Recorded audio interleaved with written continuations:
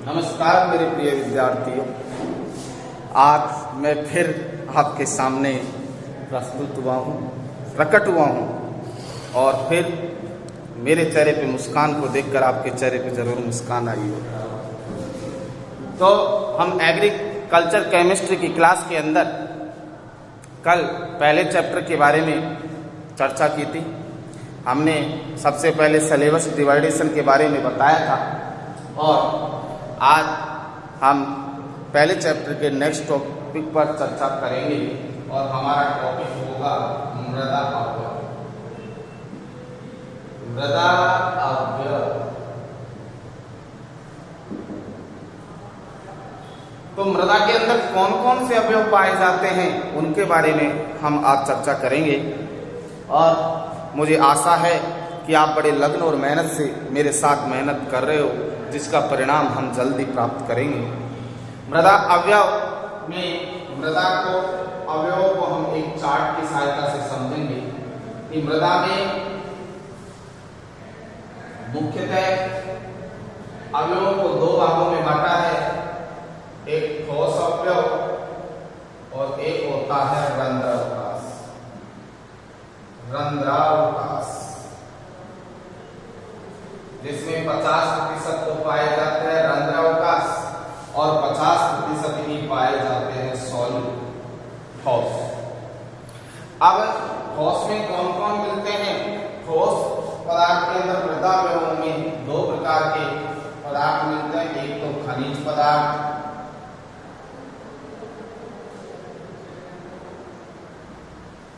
और एक मिलता है कार्बनिक पदार्थ। मृदा अवयवों को दो भागों में बांटा है, ठोस और रंध्रावकाश में। फिर ठोस को कितने भागों में बांट दिया? दो भागों में, एक खनिज पदार्थ और एक है कार्बनिक पदार्थ, जिसमें 45% तो पाए जाते हैं खनिज पदार्थ और ओनली 5% पाए जाते हैं कार्बनिक पदार्थ। फिर खनिज पदार्थों को भी दो भागों में डिवाइड कर दिया। खनिज पदार्थ भी दो भागों में होता है, एक तो क्रिस्टलॉइड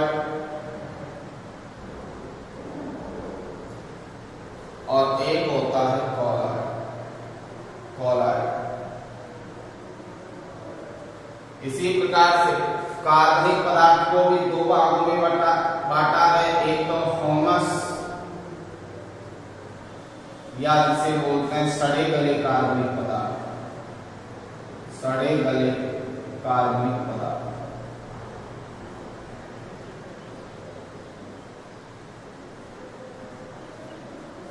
और दूसरा जीवित सूक्ष्मजीव, जीवित सूक्ष्मजीव।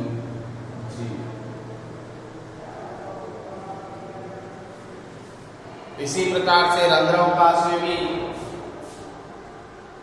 दो प्रकार के कंपाउंड या एलिमेंट्स हो सकते हैं, एक तो होता है द्रव और एक होती है गैस।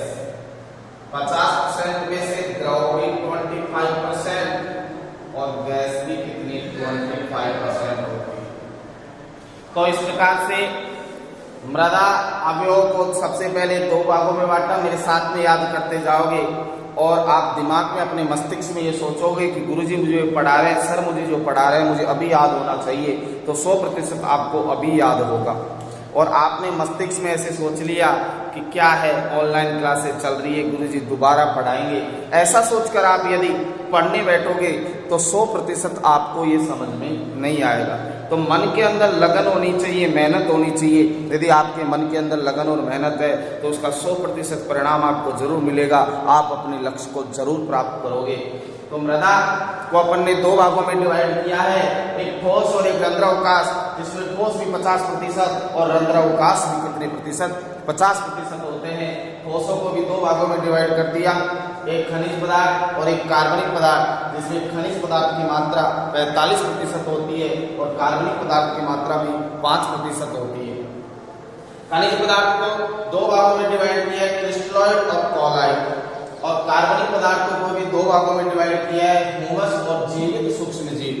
रंध्र अवकाश को भी हमने कितने भागों में डिवाइड कर दिया, दो भागों में, एक द्रव और एक क्या गैस, जिसमें द्रव की मात्रा 25% और गैस की मात्रा भी कितनी प्रतिशत पाई जाती है, 25% पाई जाती है। तो सबसे पहले आप इस चार्ट को अपनी नोटबुक के अंदर नोट करोगे, इसके बाद हम इन मृदा अवयवों के बारे में एक एक के बारे में चर्चा करेंगे।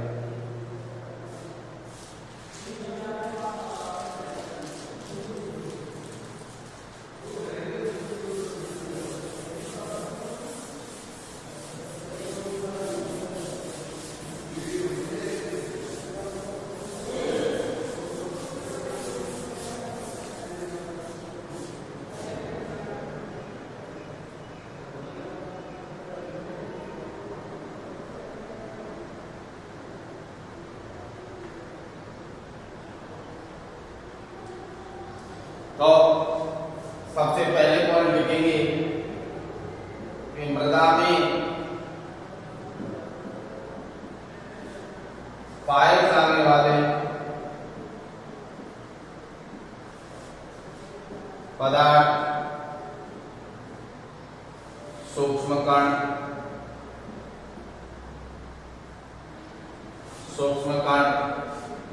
सूक्ष्म जीव आदि मृदा अवयव कहलाते हैं। मृदा अवयव कहलाते हैं।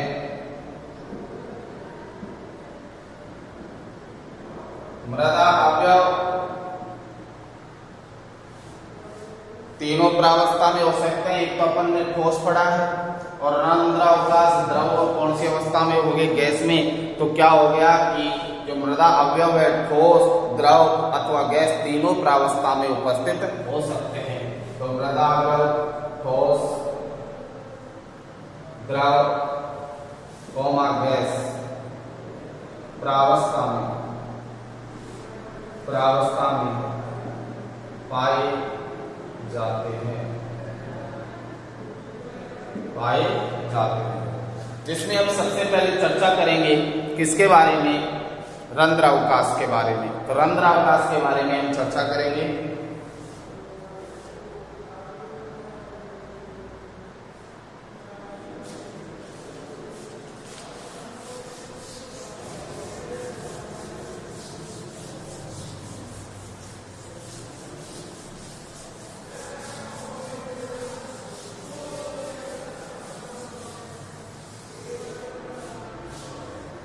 तो इसके अंदर अगली लाइन लिखेंगे मृदा अवयव को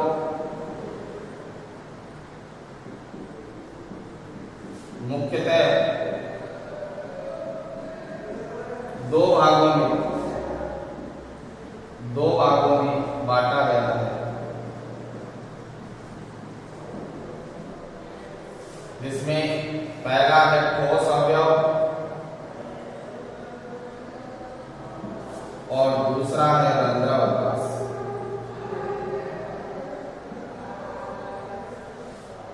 ठोस अवयव और कौन सा है, रंध्रावकाश। तो ठोस अवयव क्या होते हैं कि मृदा में पाए जाने वाले वे कण या वे पदार्थ जो प्रकृति में, मतलब मृदा में कौन सी प्रावस्था में पाए जाए, ठोस प्रावस्था में पाए जाए, उन्हें ठोस अवयव कहते हैं। और इनका प्रतिशत कितना होता है, 50%। और रंध्रावकाश का मतलब क्या हुआ, ठोस प्रकृति के अलावा जो कण द्रव अथवा गैस प्रावस्था में पाए जाते हैं वो रंध्रावकाश कहलाते हैं। और इनकी भी प्रतिशत मात्रा कितनी होती है, 2 होती है। तो हम रंध्रावकाश की इसमें सरल लगा की परिभाषा लिखेंगे। रंध्रावकाश ठोस प्रावस्था विकास हम लिख सकते हो, तो रंध्रावकाश में लिखोगे कि मृदा में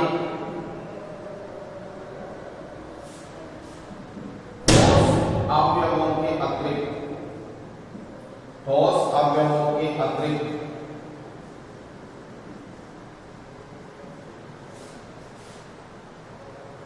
पाए जाने वाले शेष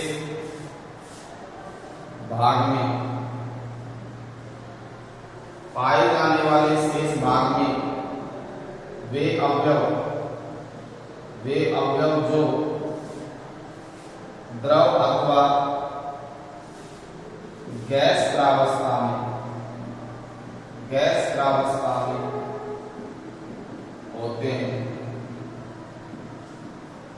हैं उन्हें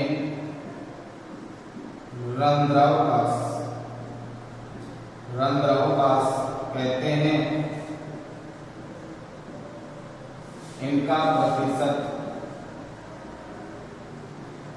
50 होता या ये 50% होते हैं, ऐसे नोट कर सकते।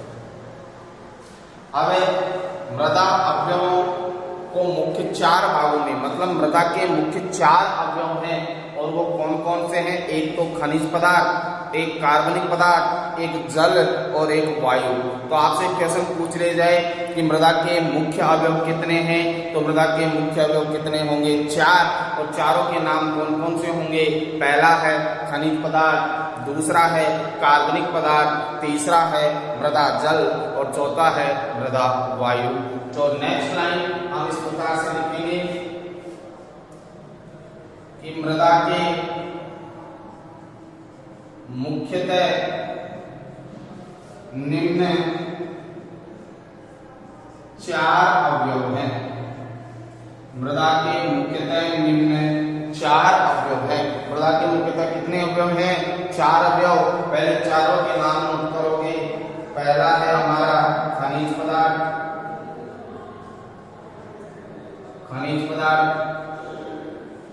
दूसरा है कार्बनिक पदार्थ,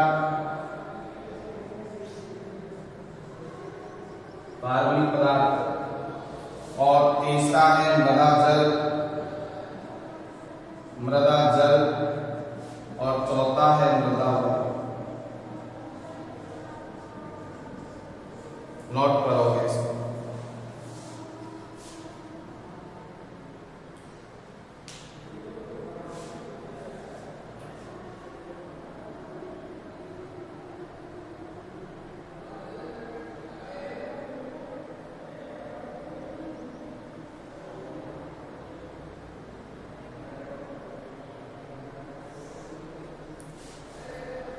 जिसमें हम पहले मुख्य अवयव की बात करेंगे खनिज पदार्थ की, तो खनिज पदार्थ के बारे में लिखेंगे।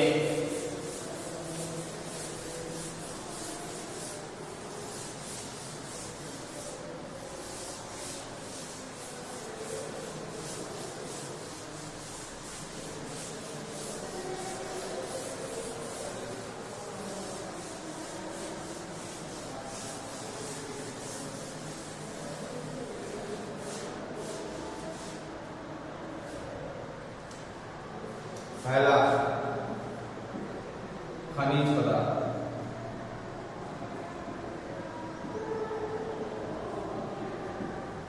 तो खनिज पदार्थ में क्या है कि खनिज पदार्थों का आकार, संगठन, बनावट, रासायनिक, भौतिक गुण, ये सभी किस पर डिपेंड करते हैं? तो आपको पिछली क्लास में बताया था कि मृदा का भी आकार, संगठन, मृदा के संस्तरों में विभिन्नता, ये सब किस पर डिपेंड करती है? उनके पैतृक पदार्थों पर।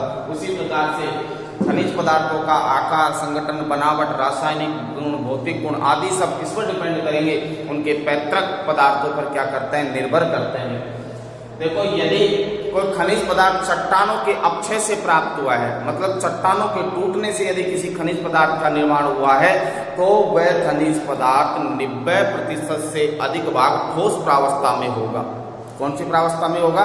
ठोस प्रावस्था में होगा, तथा उस खनिज पदार्थ के अंदर सिलिका, एल्यूमिनियम, ऑक्सीजन आदि की मात्रा क्या होगी? उपस्थित होगी।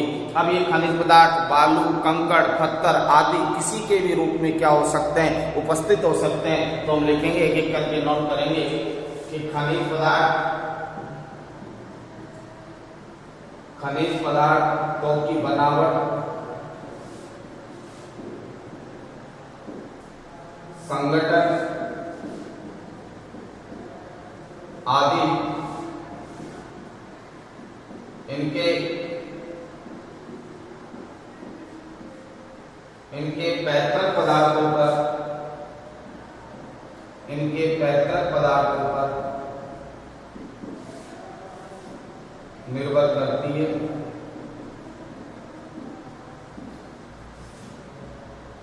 यदि खनिज पदार्थ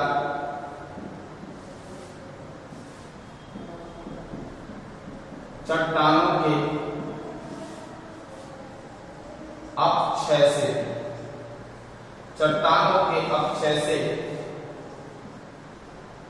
प्राप्त होते हैं तो इनका 90% से अधिक भाग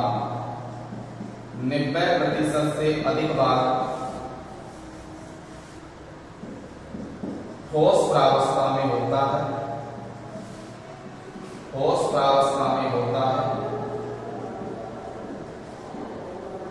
तथा इसमें एल्यूमिना, सिलिका, ऑक्सीजन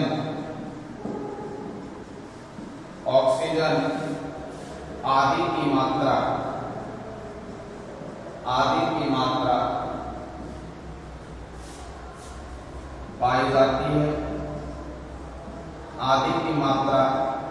पाई जाती है।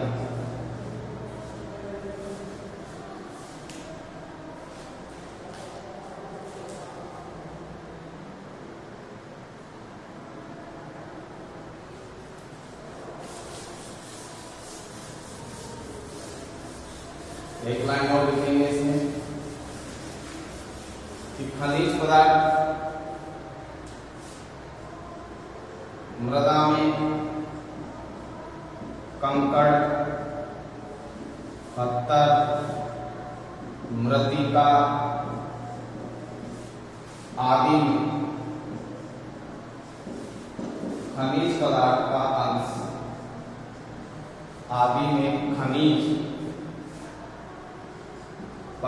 का अंश पाया जाता है। नोट करो, इतने में मार्कर में इंक डालता हूं।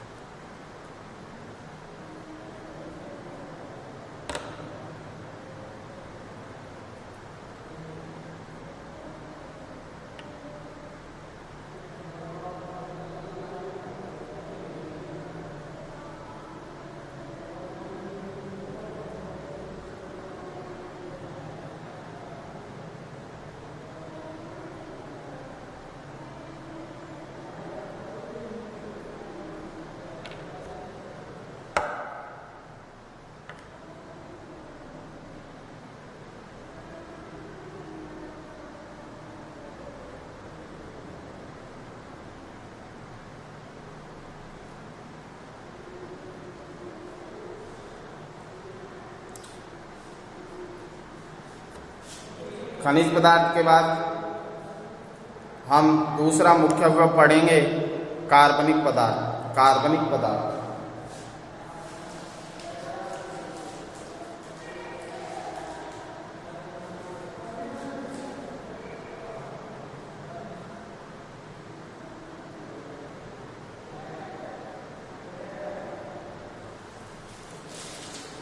दूसरा मुख्य अवयव हमारा होगा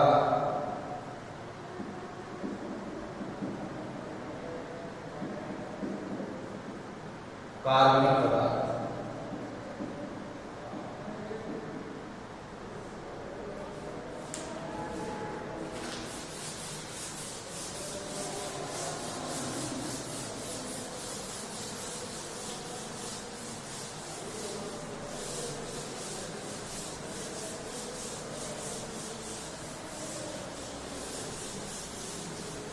तो कार्बनिक पदार्थ के बारे में हम जानते हैं कि पशुओं, पेड़ पौधों, जीव जंतुओं के अपक्षय से या सड़ने गलने से जो परिवर्तनशील मिश्रण का निर्माण होता है उसे हम कार्बनिक पदार्थ या ह्यूमस कहते हैं। ये ह्यूमस मृदा का 3 से 5% भाग का क्या करता है, निर्माण करता है। ये मृदा की उत्पादक क्षमता को क्या करता है, बढ़ाता है। मृदा में जल धारण क्षमता को बढ़ाता है। मृदा में वायु संचार को क्या करता है, बढ़ाता है। तो ये महत्वपूर्ण कार्बनिक पदार्थ है जो मृदा के लिए क्या है, बहुत उपयोगी है।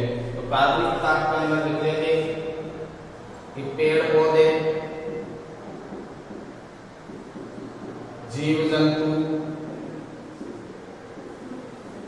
पेड़ पौधे, जीव जंतु व अन्य कार्बनिक यौगिकों के सड़ने गलने से या बोल सकता हूं या इनके अपक्षय से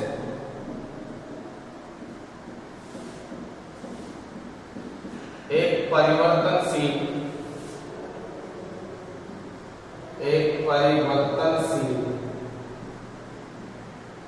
मिश्रण का निर्माण होता है। मिश्रण का निर्माण होता है जो मृदा के भार का 3 से 5% भाग होता है। 3 से 5%। मैंने पहले भी लिखाया था, खनिज पदार्थ चार्ट के अंदर समझाया था 45% होता है और कार्बनिक पदार्थ कितना प्रतिशत होता है, 5%। आगे लिख सकते हैं यह है मृदा की जल धारण क्षमता। यह मृदा की जल धारण क्षमता,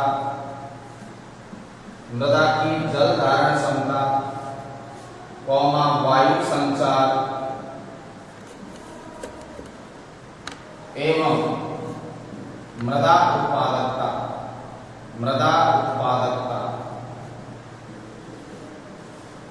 एवं मृदा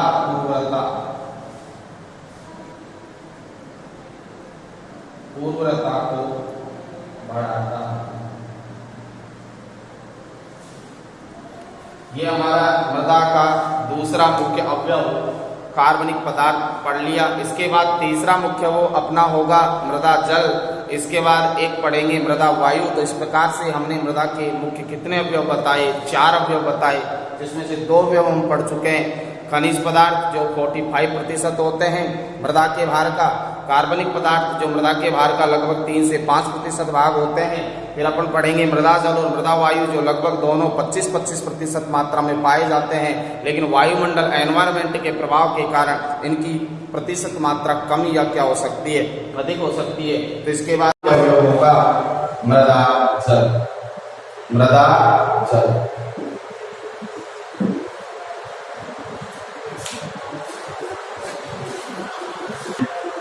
तो तीसरा मुख्य अवयव मृदा जल और चौथा हमारा मृदा वायु बचा है, जिसके बारे में चर्चा हम कल करेंगे। आज की क्लास के लिए धन्यवाद।